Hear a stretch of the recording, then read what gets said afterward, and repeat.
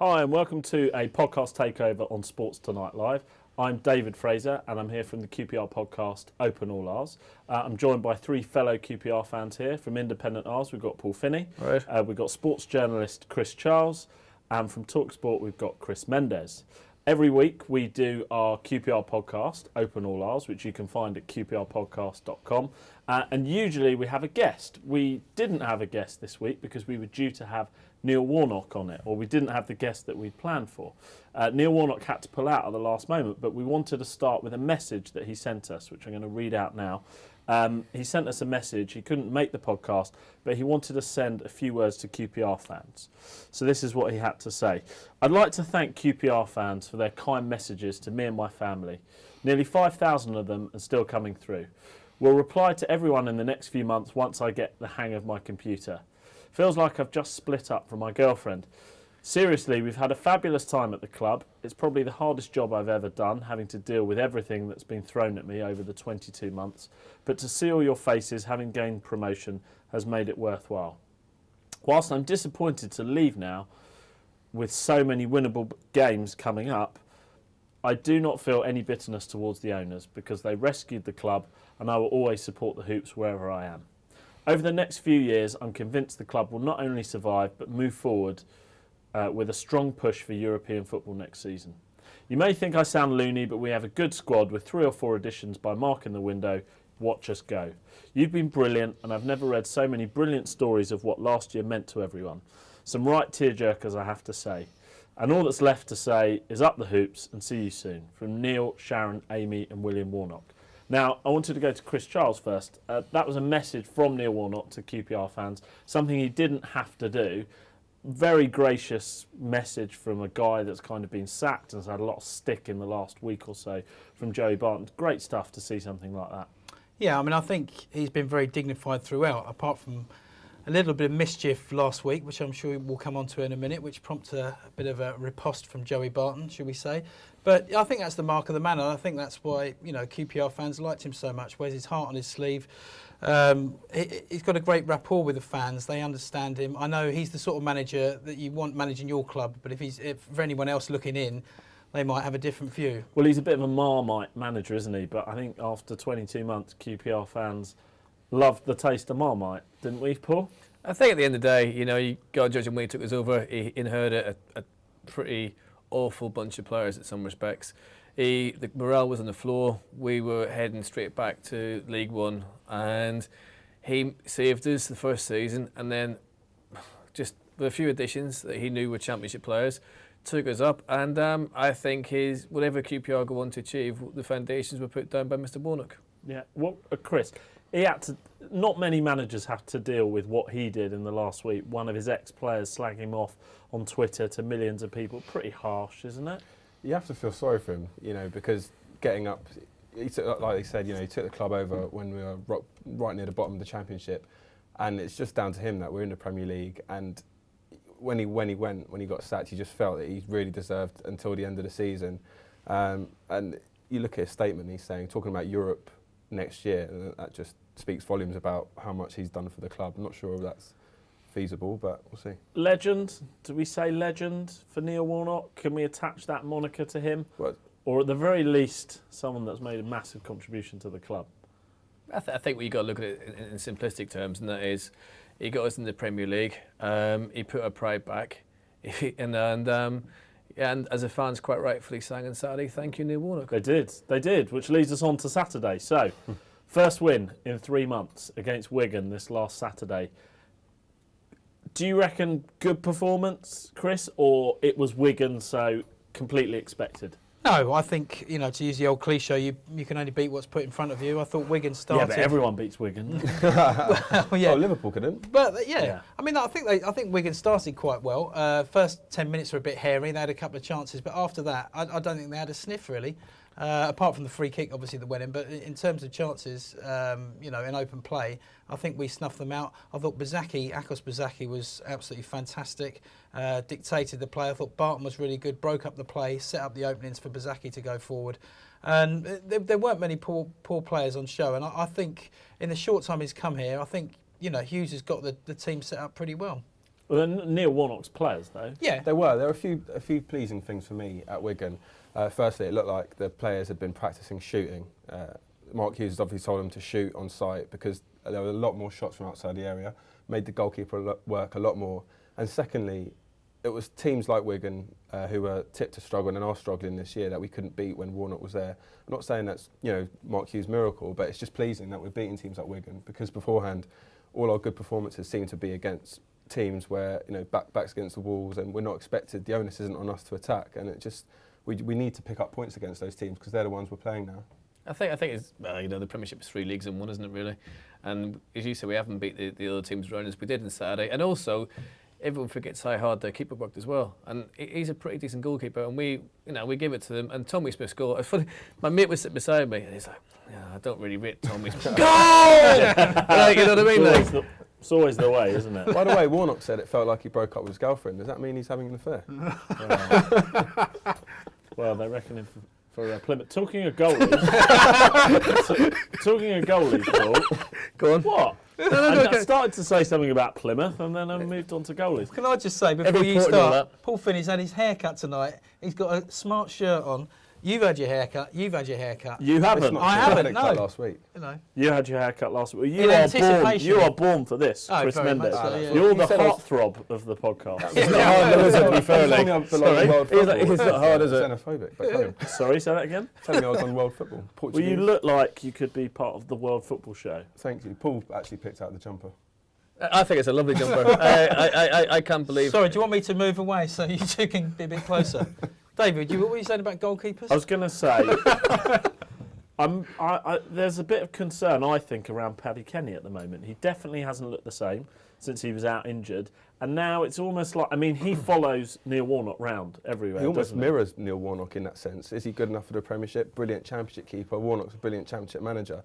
And he's almost like the player version of him. Yeah, I'm not going to profess to know an awful lot about the basics of goal, not the basics, but the goalkeeping in general. But how do you become a good goalkeeper in the Championship and not a good goalkeeper in the Premier League? And I can understand it with a striker. Well, you've got more to deal with in the Premiership. Right. More accurate shots, right in the corner. Stop the ball. It's not about shot stopping. There's not a single goalie in the league who's not a good shot stopper, but it's about everything else, isn't it? Your positional play, your distribution, all those other attributes, which I suppose need to be much more defined, refined in the Premier League. Vorm at Swansea hasn't had any problem making it. And yet he wasn't. Paddy Kenny was voted our Player of the Year last season. He had the most clean sheets, bar none. It's difficult. He's played in the Championship. He's a really confident keeper there. He knows he's at that level. He's been in the Premiership once before when he was relegated. Yeah. And that must play in your mind. When you've got keepers who've played in the Premier League, they know they. I don't understand with all this. This is what I was trying to say. I can't remember any real clangers he's had. No, you're talking like he's cost. Basically, it's this shaky defence that's cost. Well, there was us a as chance that Wigan had in the first 3 or 4 minutes. Could have been Rod Diego, which it just trickled wide of the post, but Kenny was nowhere. Yeah, I'm not sure okay, that's his fault. That's fair enough. I don't know. I thought the goal at Newcastle, perhaps Kenny could have done better. But but the thing is, now you're looking to pick out mistakes that he's made, so we can all go back for any keeper. Are you saying lay off him? Yeah. All right. I think what's going to happen Saturday. Sorry, you're going to see the real Paddy Kenny stand up, and he's got a chance. It's the FA Cup, and it's like an Eminem song. Is that a remix? How much is he paying? The real Paddy Kenny. Won't the real Paddy Kenny please stand up? It doesn't scan that well. Well, I think it's the sort of game that's got him written all over it, hasn't it? I like Paddy Kenny. I think he's a really, really good goalkeeper. I just think it's such a big part of goalkeeping, especially at the top level, is confidence. And when you know that your manager's looking around for another keeper, then... Well, you don't know. It's paper talk, isn't it? The name that's been mentioned is Gomez from Tottenham, who, let's face it, if you're going to look for somebody who makes a string of well-publicised errors, then he's your man. He must be looking for another goalkeeper. If Paddy Kenny was up there with the best ones in the Championship, then why didn't Mark Hughes or anyone else sign him ever before? He's 33 now. Okay. Well, look, last thing on the Wigan game. Obviously, Wigan, MK Dons, seen almost like the rebirth of Akos Bazaki, which, to be fair to you, Chris, you said on the podcast a couple of weeks ago, with Forlin being injured, is this his chance? And it is. What does it mean for Adel Taarabt, who's away for a month or so, the African Nations Cup? If they continue the the bright start they've made in inverted commas under Mark Hughes, probably difficult for Adele. I think that in Mark Hughes' system 4-4-2, I think Adele would be out wide. He wouldn't play in the middle. He doesn't. I don't think he's industrious enough. I always thought Adele's position's better out wide anyway. Really? Yeah, I think so. Yeah.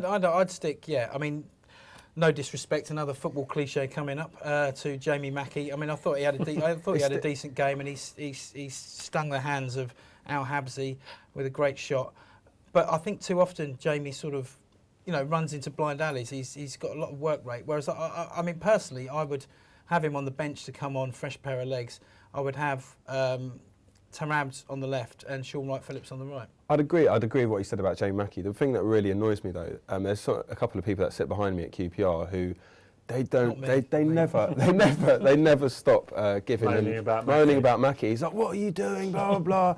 And it just really gets on your nerves because he works harder than anyone else. I really wasn't. I think he does, and I just think Tarabs. If you're gonna say you start one or the other, then I'd pick Adele over Mackie. It's difficult. It's a difficult one because they're completely different players, and you need someone like Mackie's work rate. If you have Adele on the left, I mean, if he just loses the ball so often, and it gives the other side a chance. But then he was doing that at the start of the season. But then he came back in the last couple of games before he went to the Africa Cup of Nations. He was starting to look like the player who lit up the Championship last season. I think you have to play him up front. I would play him up front. I wouldn't play him. I think I'd bring Tommy Smith in, put him out wide. I'd like to see Akos and Adele into work with each other. One thing's for sure, he'll have to work a lot harder under Mark Hughes than he did under Warnock. Warnock kind of indulged him in that way, and you saw Jason Roberts on Match of Day a couple of weeks ago saying that one thing that he noticed, obviously, when he played under Mark Hughes at Blackburn, is that teamwork is massive for him. Every single player has to do their job, and he's going to have to change his attitude in training. Well, it sounds from the comments he made this week from the Africa Cup of Nations that he felt that he was going to be bombed out in January. And him and Warnock, almost like you say, had this love-in for a while, and he was going around their house for tea and all this sort of stuff. Makes you wonder. Yeah, and but he said under Hughes, he thinks he's got another chance and he wants to stay. Whether he's just, saying the right things when he's several thousand miles away, who knows? But okay, that's the Wigan game. We're going to go to a quick break now. When we come back, we'll be talking about the big game with Chelsea on Saturday, Mark Hughes' start as a manager, and anyone we might sign in the transfer window.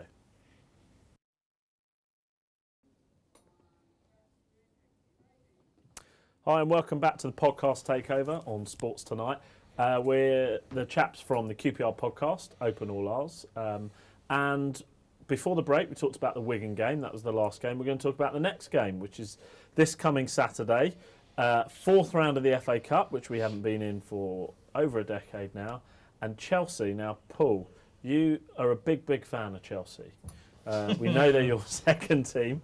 So tell us how much you're looking forward to Saturday and what you reckon for Saturday. First of all, I'm not a fan of them at all. I think they're absolute vermin. I think that we'll go into the game knowing that we can beat them because we have done already this season. The fans will give them hell quite rightly because that's what they deserve. And we're going to get in their backs from the start to the end, and they're going to wish they never came near Shepherd's Bush, and we're going to knock them out of the FA Cup. You reckon we're going to beat them? Yeah. Well, I hope you're right. I am right. Big Chris? You're going by age rather than height. Age. Elder Chris. Thanks very much for that. Yeah, all the best. I hope we do beat them. The thing is, obviously, we haven't got so much as a surprise factor as we did before when Chelsea really didn't know what hit them, and Mata was so terrified that in the end he gave up taking corners and asked Frank Lampard to do it. And my big concern is Fernando Torres. He hit the bar with a brilliant goal, which would have been possibly goal of the season had it gone in the other week. He was described as unlucky against Norwich, although I don't think he was that unlucky. I think he was just not that good. And he's due a goal, and you can just see him getting one against us. I hope it's not the case, and I still think we've got a good chance of winning it. I'd say stick Clint Hill on Torres early doors, let him know he's there. Yeah. Are you with Finney on the prediction, Chris? Chris. I hope it's a repeat of last time. I'm a little bit worried about Torres as well, but not so much because I think his confidence is so shot at the moment. If the fans start getting on his back, then that might affect him.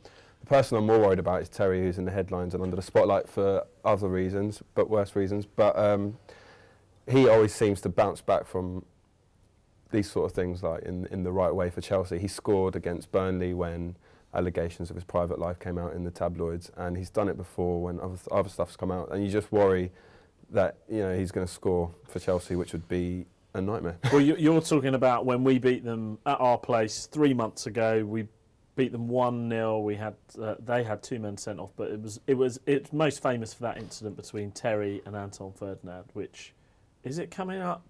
It's a few days after the game. It's a few days after 4 the game. days, I think, after the game. I think it's February the 1st. Yeah, I agree with Chris. I don't think Terry will be phased at all, but I think it's meat and drink to him. He'll thrive on that sort of hostile atmosphere, and yeah, he will. I wonder if Ferdinand will that's actually be phased. That's the big thing. I think Ferdinand's a different story altogether. He'll tell, Hughes has already said he'll have a word with him, but he said he hasn't come up to me so far and knocked on my door and said, "Boss, I'm a bit concerned." And you suspect that he probably won't do that. New boss coming in, he's probably not want to show his weaknesses. He's going to want to play. It's a difficult one to decide whether to take him out the firing line, really. No, but you've got to play him. You've got to. Who else would you put in there? He's our best centre defender. I suppose you could put Clint Hill at centre back and move someone on the left. But I mean, if Ferdinand doesn't play and Terry does, I just think that's bang out of order. Are they going to have to shake hands before? Do they shake hands in FA Cup? I don't know. Actually, they definitely do it in the Premier League. I'm not sure. I know that they're 20-1 to with one bookmaker to swap shirts at the end, and I'm not going to. I won't be having money on that. It's the sort of thing Terry would do to try and intimidate Anton, isn't it? It's like he did with William Bridge, put his hand out. Yeah. He does that sort of thing. William Bridge was seen as the one to snub it. Therefore, Terry's a bigger man. But I just let's get them down there. Let's just send them home again and just knock them out of the cup. I mean, we haven't won an FA Cup match for so long to actually win it a round and knock Chelsea out in the same season and stay up. I'll have that. Paul, I probably shouldn't say this or ask this. Do you think if it had remained 11 versus 11, we would have won that game? Yeah, because we went 1-0 up when they had 11 players, and it actually affected us worse than them when they went down to 9. Yeah, that's very true. I think we played better. I think we were we were on the if rack. If not worthy of our league, we were certainly in there at 11v11. 11v9, yeah. I mean, we didn't really know what to do. There was no shape to the team. We were all over the place, really. I mean, my biggest fear this weekend is actually that Paul Finney's going to self-combust because he's going to get so irate. And thankfully, I don't sit anywhere near him, but I can hear him shouting sometimes, even though he's 110 yards away from me. Obviously, it's impossible to predict what would have happened if they didn't get those players sent off, but they did get them sent off because we created an atmosphere which really intimidated their players, and we have to do that again. Even with Man City, I think there was a bit of that. The atmosphere was brilliant. That was after the Chelsea game. Not with Man United. Well, we didn't have a chance to get going. Yeah, that was the thing. Wayne Rooney killed that dead after 1 minute. I mean, that was that. Matt Connolly, who should have been marking him. Yeah, okay. Yeah. But seen him again, have we? That's true. Matt Connolly. Yeah, I mean, but he's a good player. Briefly touching on that game, I mean, it's being a QPR fan, you don't get to see Rooney that much. I've seen him a couple of times with a mate. I've seen him play for England, but up close at that small confines of that pitch, you just saw how good he was. I mean, he absolutely ripped us to pieces. He was good. I'd say him and Gareth Bale. Getting our team. Possibly best player. Yeah. But going back to the Chelsea game, I think what we got to do is, you're not going to try and play football against them because they are. I mean, they can spend. What should we do, Paul? We'll kill them all. they can spend 50 million quid on a frigging bench warmer. Do you know what I mean? Awful. And let's be positive. I can't.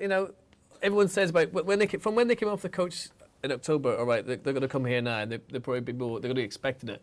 But maybe we go the other way, just applaud them and I think we'll play better than we did.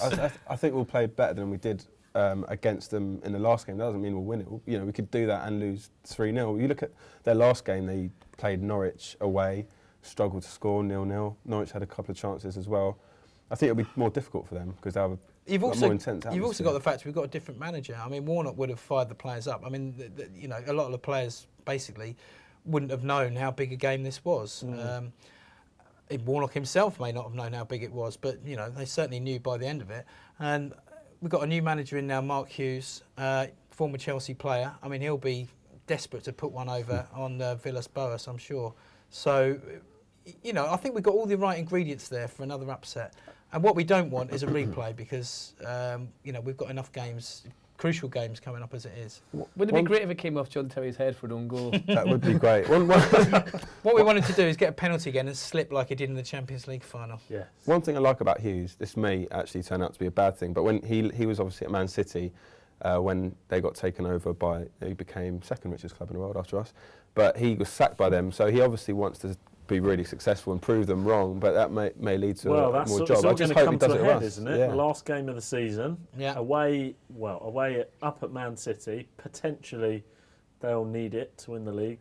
We might need it. That has the potential to be an absolute cracking finale. Well, that's all right. Just get Clint Hill on Balotelli, and that'll be it. They'll be down to 10 in the first 5 stamping each other's heads. All right. Well, moving on to other subjects. We briefly talked about Joey Barton at the start of the season. He sent those tweets out just before the weekend, slagging off Neil Warnock. Made sarcastic comments about. Excuse me, it's good. Excuse me, it's good that we're organised now. Sort of a dig at Neil Warnock that we perhaps weren't before.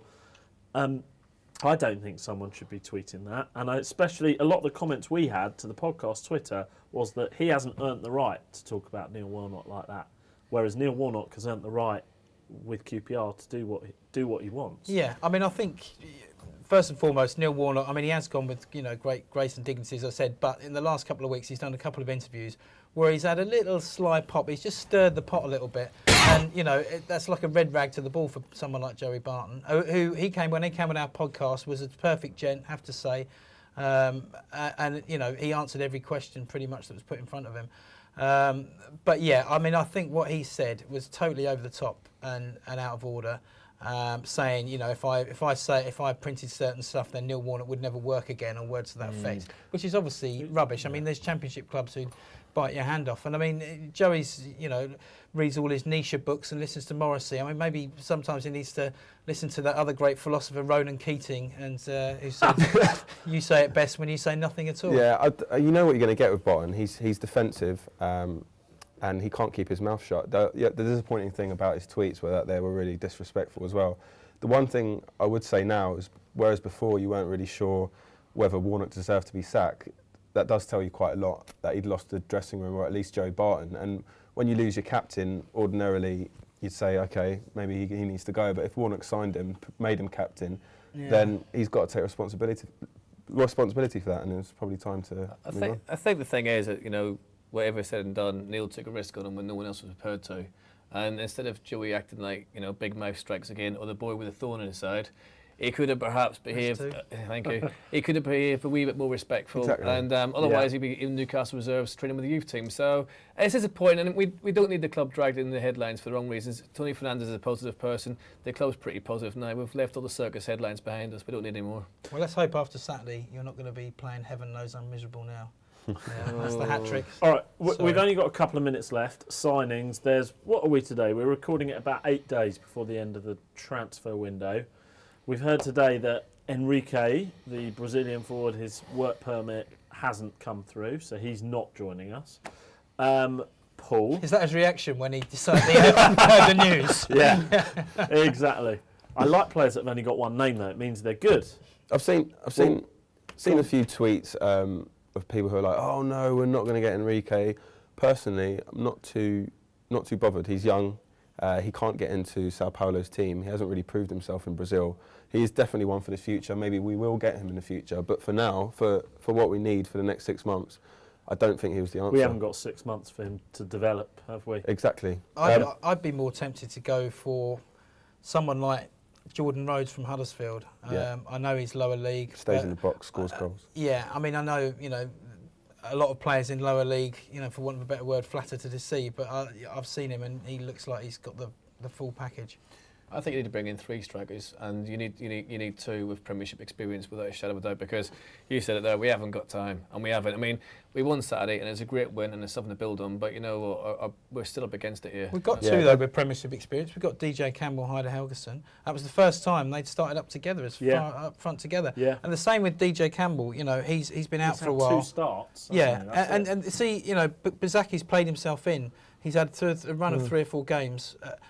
Hyder Helgeson has been a revelation, and if DJ Campbell maybe gets the same game time, You know, he is like the fox in the box. He did see, brilliant for Blackpool Notice last you're not season. talking too much about Bothroyd. No, No. Have we written him off?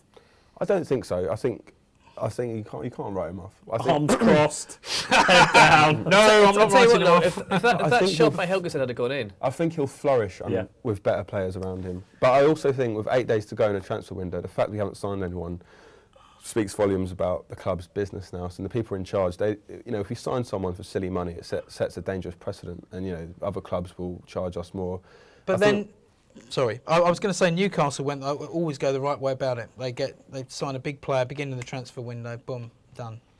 All right, we're very, very close to the end. In one word, or however we do that with predictions. Prediction for Saturday, Paul Finney. Helgeson to score almost like he did on Saturday, but 1-0. Chris Charles. Bazaki free kick, 1-0. I'm saying that with heart rather than head. I'm going 2-1 QPR. I'll go with Chris Charles' prediction. I like that. Bazaki 1-0. Very good. Very good. Well, thank you very much for watching us. This has been a Sports Tonight version of Open All Ours, the QPR podcast. If you want to listen to any of our podcasts, as Chris said, we've had several QPR names and players on, including Joey Barton. You can watch them at www.qprpodcast.com. Thank you very much for watching. This has been Open All Ours.